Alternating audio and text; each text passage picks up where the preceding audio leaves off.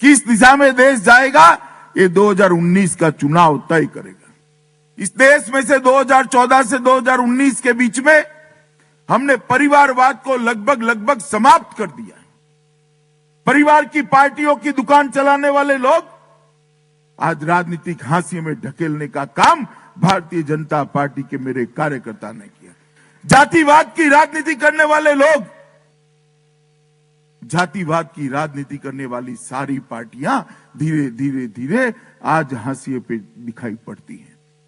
और तुष्टीकरण करने वाले लोग, वोट बैंक की राजनीति करने वाले लोग, माइनॉरिटी मेजॉरिटी इसका पॉलिटिक्स करने वाले लोग भी आज राजनीति के अंदर किनारे हुए दिखाई पड़ते हैं।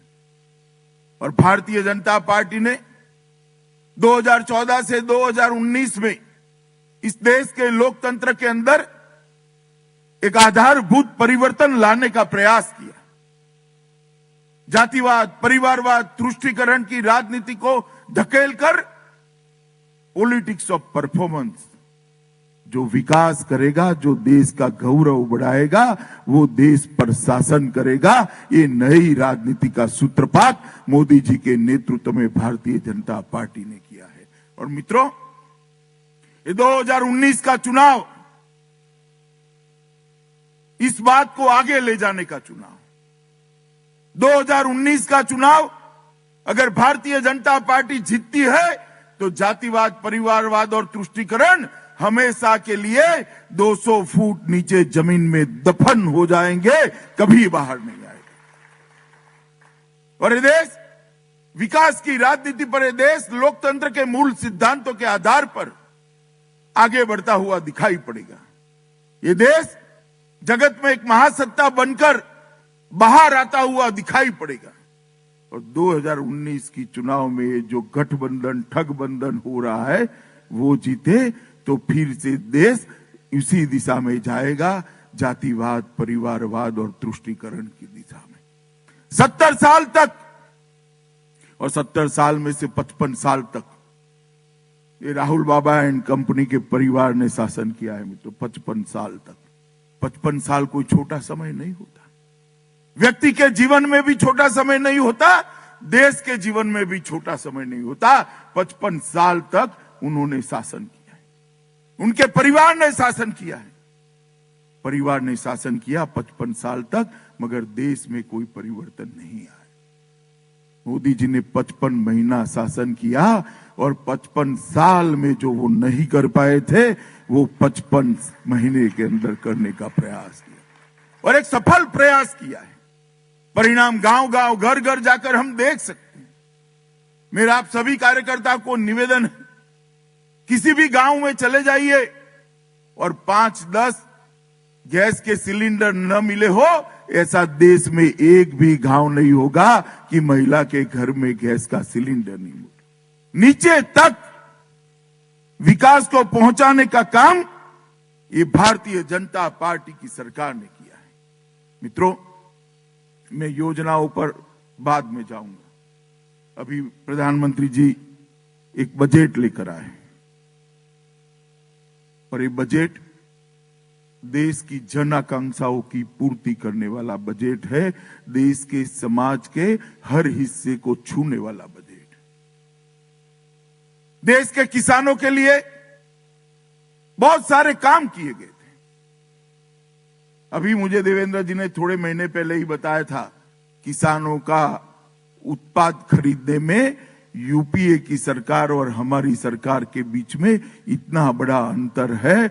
मैं तो चाहता हूं कि शरद राव जी स्वयं ये आंकड़ों का हिसाब किताब महाराष्ट्र के किसान को दे दे कि आपकी सरकार ने 5 साल में कितना अनाज खरीदा था, भारतीय जनता पार्टी की सरकार ने समर्थन मूल्य से कितना अनाज खरीदा।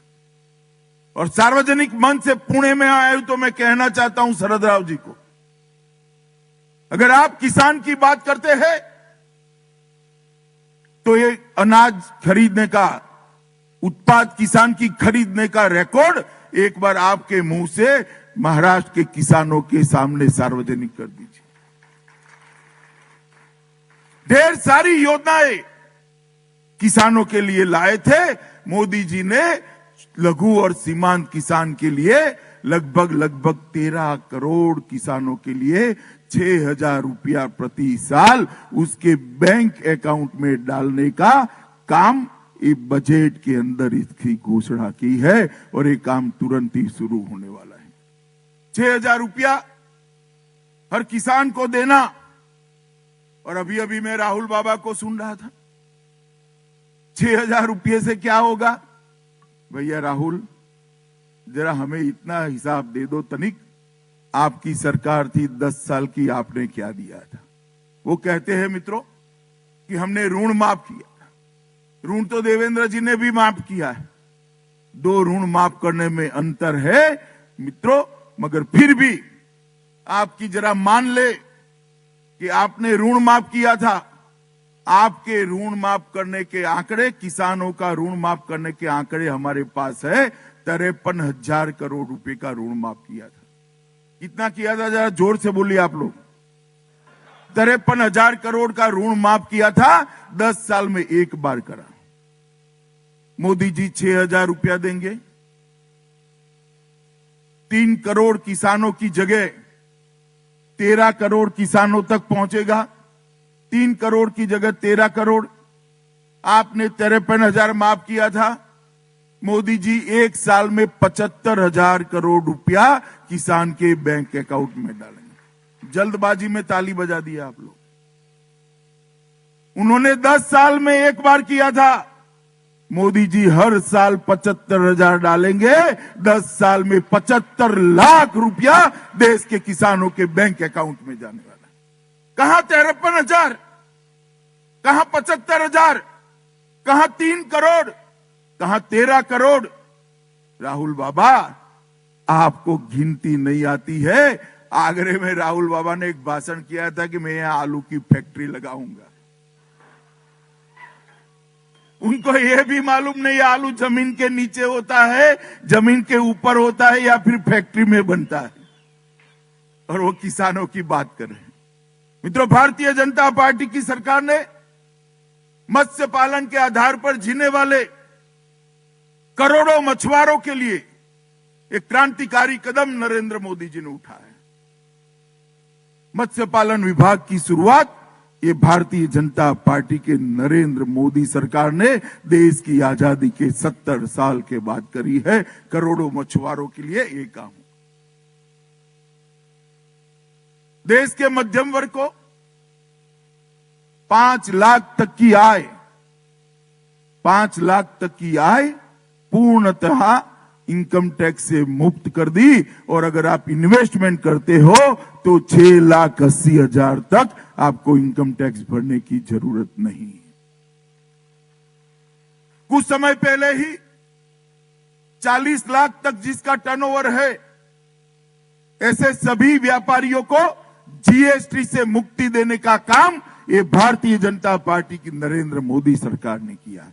और ये 5 लाख की जो आय बनी है, आय की मर्यादा सीमा बनी है, उसको अगर इनकम टैक्स के नियमों के अनुसार देख ले तो 60 लाख तक जिस व्यापारी का व्यापार है उसको इनकम टैक्स भरने की जरूरत नहीं है, क्योंकि 8% तक ही टैक्स लगता है। तो 60 लाख जिसकी आय है उसको 4.8 लाख इनकम होगी। तो जिसका भी व्यापार 60 लाख से नीचे है, कोई व्यापारी को इनकम टैक्स भरने की जरूरत नहीं है। मित्रों, देश भर के 75% से ज्यादा व्यापारियों को नरेंद्र मोदी जी ने इनकम टैक्स के जंजाल से मुक्त करने का काम ये भारतीय जनता पार्टी की सरकार ने किया। खुदरा मजदूरी करने वाले लोग, जो संगठित मजदूर नहीं है, असंगठित मजदूर है, कोई ठेला लगाकर बैठा है, कोई मिसल पाव आपको खिलाता है, कोई ऑटो रिक्शा चलाता है, कोई बिल्डिंग कंस्ट्रक्शन की साइट पर काम करता है, इनके लिए कोई योजना ही नहीं। लगभग 12 करोड़ असंगठित मजदूरों को प्रति माह 60 साल की उम्र के बाद 3,000 रुपया देने का काम ये भारतीय जनता पार्टी की सरकार करेगी। इतना बड़ा व्याप मोदी जी ने किया है। और अभी अभी समाज का एक वर्ग जिसको बहुत सहन करना पड़ा, आरक्षण के कारण सवर्ण समाज के गरीब बच्चों को बहुत सहन करना पड़ा। एसटी, एससी, ओबीसी के आरक्षण को छुए बगैर, उसमें 1% की भी कमी करे बगैर नरेंद्र भाई ने सवर्ण समाज के सभी गरीब बच्चों को 10% आरक्षण देने का काम। सबको लगता था आरक्षण 50 की जगह 60% हो गया और अब मेरिट वाले बच्चों की सीटें कम हो जाएगी। मोदी जी ने हर शिक्षा संस्थान में 15% सीट बढ़ाकर मेरिट वालों बच्चों की सीटों में भी कटौती करना बंद कर दी। इसी को कहते हैं सबका साथ सबका विकास। मित्रों, पर सबसे बड़ी बात है नरेंद्र मोदी जी के बजट की कि इन्होंने इस देश में रिकॉर्ड हाईएस्ट रक्षा बजट 3 लाख करोड़ का बजट भारत की रक्षा के लिए आवंटित। भारतीय जनता पार्टी का मूल सिद्धांत है कि देश की सीमाओं की सुरक्षा और देश की सीमाओं की सुरक्षा का काम करने वाले हमारे जवान, ये हमारी टॉप मोस्ट प्रायोरिटी पर है, सबसे ऊंची पायदान पर है। और इनके लिए 3 लाख करोड़ का बजट किया और सरकार बनी इसके 1 साल में ही 1 रैंक 1 पेंशन देने का काम किया था। 70 साल से देश का जवान 1 रैंक 1 पेंशन मांगता था मगर उनको मिलता नहीं था। नरेंद्र मोदी जी ने 1 रैंक 1 पेंशन देकर हर जवान और उसके परिवार और उसके बूढ़े मां बाप का सम्मान करने का काम ये भारतीय जनता पार्टी की सरकार ने किया। मुझे एक कांग्रेस के कार्यकर्ता का एसएमएस आया कि हमारे यहां भी 1 रैंक 1 पेंशन, आप काहे को झूठ बोल रहे हो? तो मैंने एक पत्रकार को दिखाया, यार इन्होंने कब 1 रैंक 1 पेंशन दिया? तो उसने कहा उनका 1 रैंक 1 पेंशन है ओनली राहुल, ओनली प्रियंका।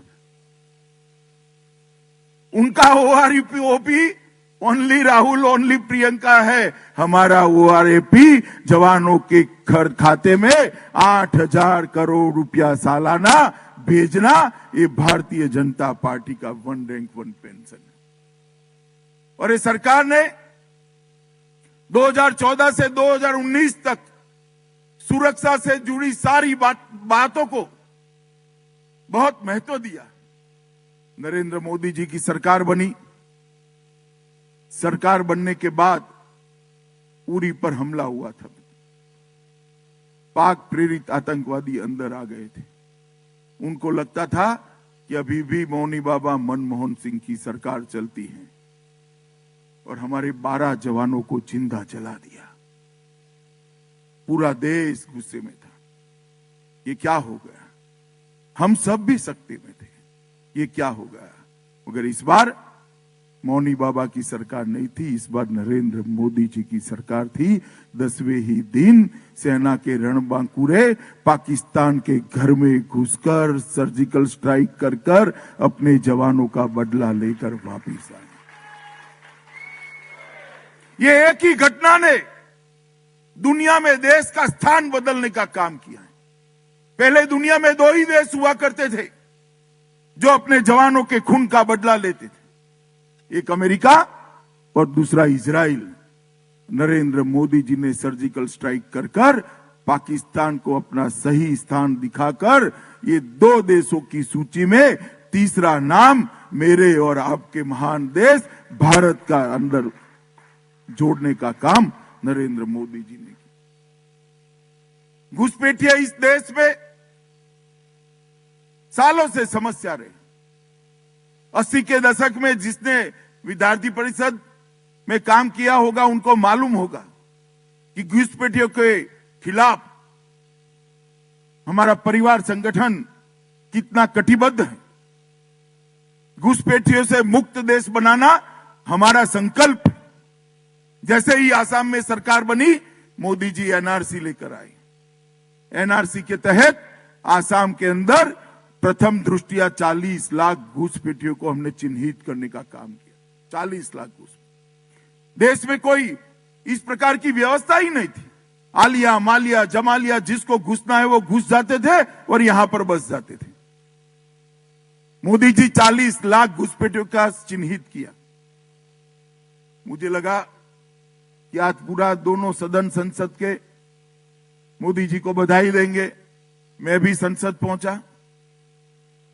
साहब, आप आश्चर्यचकित हो जाओगे, संसद के दोनों सदनों में राहुल बाबा एंड कंपनी काऊ काऊ काऊ काऊ कर कर हाय तौबा कर रही थी। सब के सब, कांग्रेस, एनसीपी, सपा, बसपा, ममता, कम्युनिस्ट, डीएमके, कोई बाकी नहीं। इनको क्यों निकाल रहे हो? कहां जाएंगे? क्या खाएंगे? क्या पिएंगे? जैसे उनके मौसेरे भाई लगते हो, इतनी चिंता उनके दिल पर। इनके ह्यूमन राइट की चिंता करते। मैं सारी पार्टियों को पूछना चाहता हूं, आपको वो घुसपैठियों के ह्यूमन राइट की चिंता है, भारत के नागरिकों के ह्यूमन राइट की चिंता नहीं है? जब एक घुसपैठिए बम धमाके करते हैं, भारत के नागरिक अपनी जान गंवाते हैं। रोजगारी के क्षेत्र में मेरे बेरोजगार युवा की रोजगारी लेकर जाते हैं। गरीब की भूख इनके पेट के भूख भरने में, इनका अन्न देने में जाती है। उनके ह्यूमन राइट की चिंता नहीं है। मैं पूछना चाहता हूं पूरे सभागार में, इस देश में से घुसपैठिए जाने चाहिए या नहीं जाने चाहिए? जरा जोर से बोलो, जाने चाहिए या नहीं जाने चाहिए? मित्रों, इस सारे शरद राव की पार्टी हो या राहुल बाबा की पार्टी, काऊ काऊ करने दो उनको रोने दो। मैं आपको गारंटी देता हूं, महाराष्ट्र में 45 सीट जीताकर मुझे दे दो। देश में, ये पूरे देश में, कश्मीर से कन्याकुमारी और कामरूप से लेकर कच्छ तक पूरे देश में से एक एक घुसपैठिए को चुन चुन कर निकालने का काम ये भारतीय जनता पार्टी की सरकार का। ये हमारा संकल्प है। हम वोट बैंक की राजनीति में नहीं मानते। हमारे लिए मां भारती की सुरक्षा सबसे उच्च स्थान पर है। और इसीलिए जब मैं कहता हूं कि भारत का भविष्य का चुनाव है, ये लोग ये काम नहीं करते। उनको उनमें वोट बैंक नजर आती है, मुझे उसमें देश को चिपकी हुई दिमक नजर आती है, दिमक नजर आती है। ये अंतर है भारतीय जनता पार्टी और एक गठबंधन के लोगों का। मित्रों, मोदी जी ने इस देश में जिस प्रकार से शासन किया, उनकी ही लोकप्रियता के आधार पर और संगठन के आधार पर अलग अलग राज्यों में सरकारें बनी। मैं आपको भारतीय जनता पार्टी की शक्ति भी याद कराने आया हूं। 2014 में चुनाव जीते तब हमारे पास 2 करोड़ 40 लाख कार्यकर्ता थे। आज 11 करोड़ कार्यकर्ताओं की फौज, विश्व का सबसे बड़ा संगठन हमारे पास। 2014 में चुनाव जीते तब हमारे पास 6 सरकारें थी। आज हमारे पास 16 सरकारें देश के अंदर भारतीय जनता पार्टी की हमारे साथ मजबूती से खड़ी। सबसे ज्यादा सांसद हमारे पास है, सबसे ज्यादा विधायक हमारे पास है, सबसे ज्यादा म्युनिसिपल काउंसिलर हमारे पास है, सबसे ज्यादा जिला पंचायत के सदस्य हमारे पास है, सबसे ज्यादा मेयर भारतीय जनता पार्टी के पास है। ये ताकत के साथ हम चुनाव में जा रहे हैं। और इस सब के अलावे 22 करोड़ लाभार्थियों का आशीर्वाद भारतीय जनता पार्टी के साथ जुड़ा है। देश के 50 करोड़ लोगों को कभी अनुभूति ही नहीं हुई थी कि देश की आजादी में मेरे लिए क्या है। उसके घर में अंधेरा था, उसके घर में धुआं था, बच्ची को खुले में शौच क्रिया करने के लिए जाना पड़ता था, स्वास्थ्य सेवाएं उसके लिए नहीं बनी थी, पढ़ाई लिखाई की व्यवस्था उसकी बच्ची के लिए नहीं थी। उसको मालूम ही नहीं था ये 50 करोड़ लोग और 10 करोड़ परिवारों को कि हमारे लिए आजादी के मायने क्या है। नरेंद्र मोदी सरकार बनी, भारतीय जनता पार्टी की सरकार बनी, दीनदयाल उपाध्याय के अंत्योदय के गरीब कल्याण के सिद्धांत पर ये सरकार चली और 4 साल के अंदर 5 साल के अंदर क्या हुआ? राहुल बाबा में पूछते हैं कि 5 साल में क्या हुआ है? राहुल बाबा, ये सार्वजनिक भाषण है, कान खोलकर सुन लो। 5 साल में क्या हुआ है? 5 साल में 6 करोड़ गरीब माताओं के घर में मुफ्त गैस का चूल्हा भेजने का काम नरेंद्र मोदी सरकार ने किया है। इसकी रसोई से, इसके घर से धुएं को गायब करने का काम ये भारतीय जनता पार्टी की नरेंद्र मोदी सरकार ने किया। घर के बगैर नीचे धरती माता ऊपर आसमान, 5 करोड़ परिवार रहते थे, उसमें से 2.5 करोड़ परिवारों को घर देने का काम ये भारतीय जनता पार्टी की सरकार ने एक ही 5 साल के अंदर किया है। 2.5 करोड़ परिवारों ने कभी बिजली नहीं देखी थी।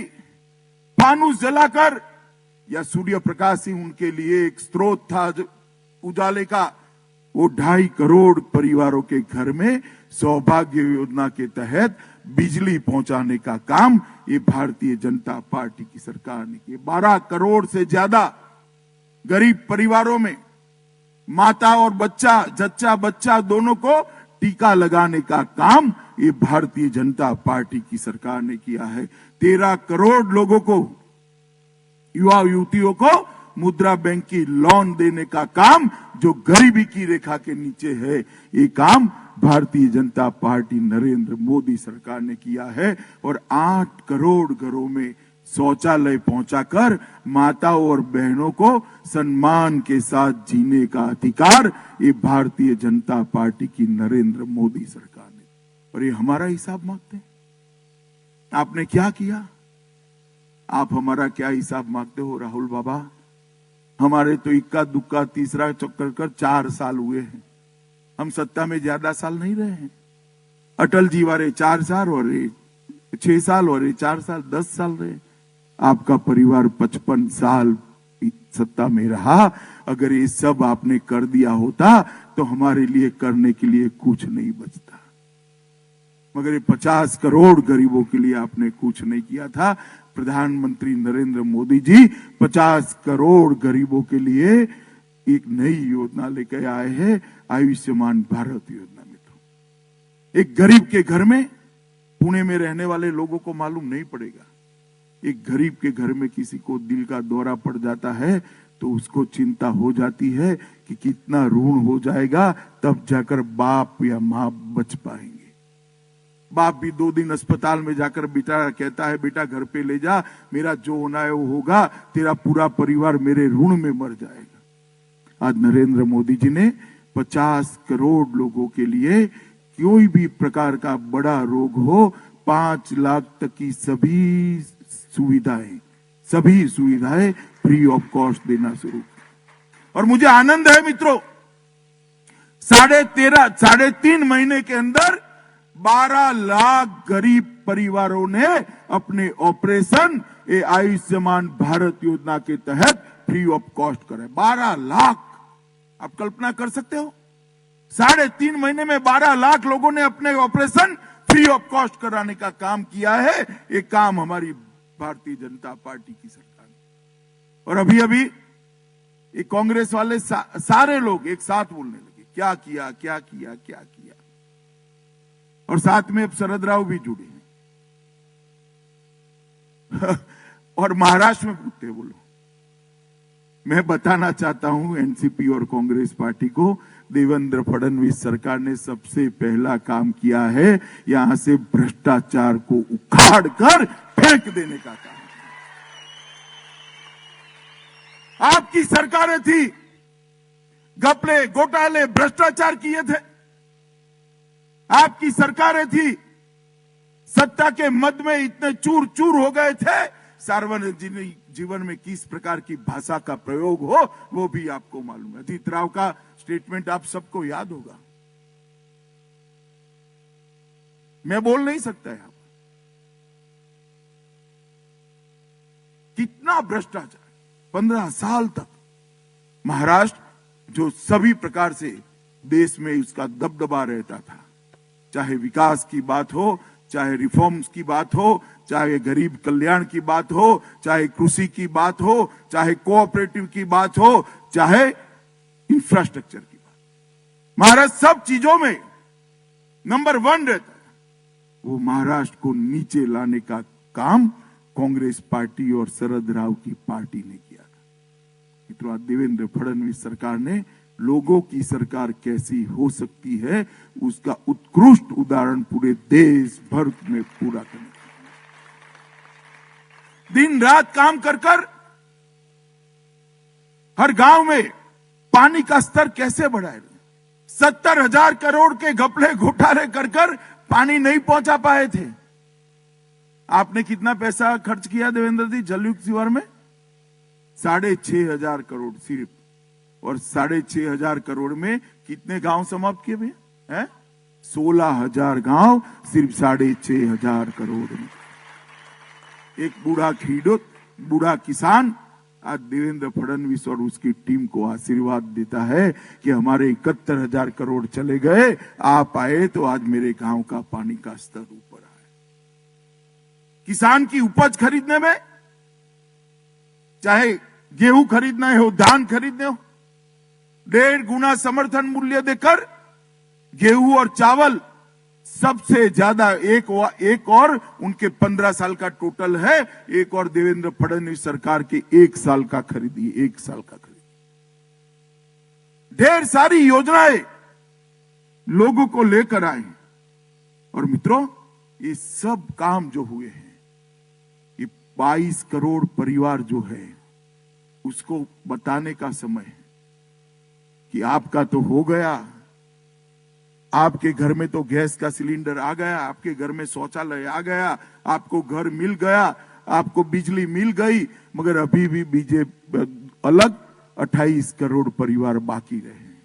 उनके घर में पहुंचाना है तो फिर एक बार मोदी सरकार बनानी पड़ेगी। मित्रों, फिर एक बार मोदी सरकार। दीनदयाल जी के कल्पना का भारत,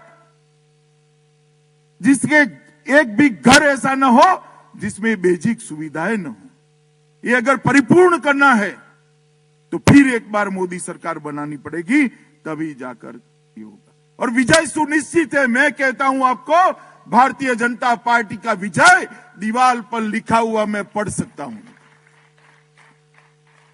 मगर विजय तभी हो सकता है जब मेरे बूथ का कार्यकर्ता परिश्रम की पराकाष्ठा करे। भारतीय जनता पार्टी ने कई कार्यक्रम दिए हैं। 12 तारीख को देश के हर कार्यकर्ता को, 12 तारीख से 26 तारीख के 25 तारीख के बीच में हर कार्यकर्ता को अपने घर पर भाजपा का झंडा लगाकर मोदी जी के समर्थन में मेरा परिवार भाजपा परिवार का एक नारा लगाना है। इसको ट्वीट पे डालना है, लाभार्थी का संपर्क करना है, मोटरसाइकिल रैली का कार्यक्रम दिया है। कई सारे कार्यक्रम इस प्रकार के हमने दिए हैं जो बूथ के अध्यक्ष ने करने। और मित्रों, विजय हमारा निश्चित है। शायद इसके लिए इतना कठोर परिश्रम करने की भी जरूरत नहीं पड़ेगी, परंतु हम भारतीय जनता पार्टी के कार्यकर्ता है। चुनाव सिर्फ हमारे लिए जय पराजय के लिए नहीं होता है, हमारी विचारधारा और लोक संपर्क भी चुनाव का एक मुख्य उद्देश्य होता है। घर घर तक भारतीय जनता पार्टी का कार्यकर्ता जाए, उस प्रकार से आगे बढ़ना।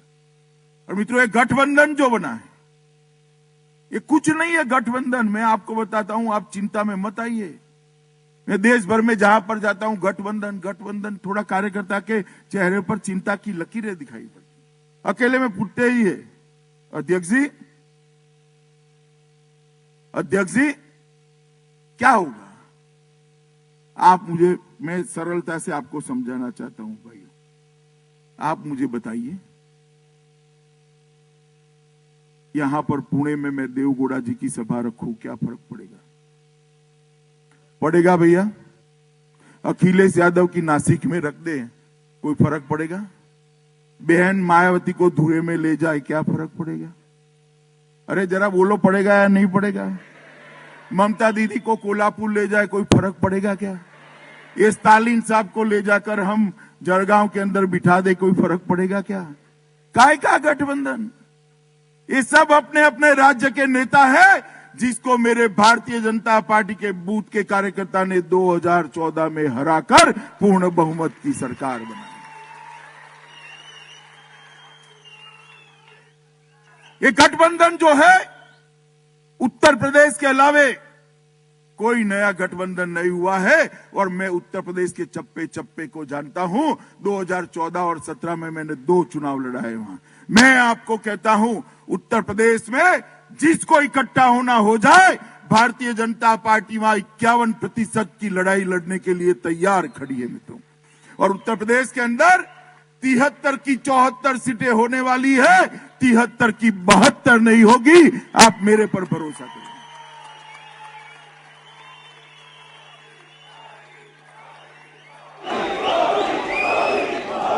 और ये जो मोदी जी का विकास का अश्वमेध चला है, मोदी जी का विकास का अश्वमेध चला है, उसमें उत्तर प्रदेश में तो जीतेंगे ही, मगर बंगाल और उड़ीसा के अंदर भी कमल ध्वज इस बार है। बंगाल के अंदर हमारे कार्यकर्ता मर रहे हैं। 80 से ज्यादा कार्यकर्ताओं की हत्या ये तृणमूल कांग्रेस के गुंडों ने करी। और ये सिर्फ बंगाल के कार्यकर्ता का सवाल नहीं है मित्रों, देश भर के कार्यकर्ताओं को मैं अपील करने आया हूं कि हिंसा का जवाब हिंसा से नहीं हो सकता। हिंसा का जवाब उनको चुनाव में पटकर निकल कर सत्ता में से दूर कर ही दिया जा सकता। ममता दीदी बंगाल में हमें यात्रा नहीं निकालने देती। सुप्रीम कोर्ट में हलफनामा दायर किया कि भाजपा की यात्रा निकलेगी तो लॉ एंड ऑर्डर का सवाल खड़ा हो जाएगा। कल एक चैनल ने एक स्ट्रिंग ऑपरेशन किया, उसमें उनके आईबी अफसर कहते थे कोई लॉ एंड ऑर्डर का प्रश्न नहीं था, ममता दी डरी हुई है इसलिए हमने ऐसा रिपोर्ट बना कर रखा।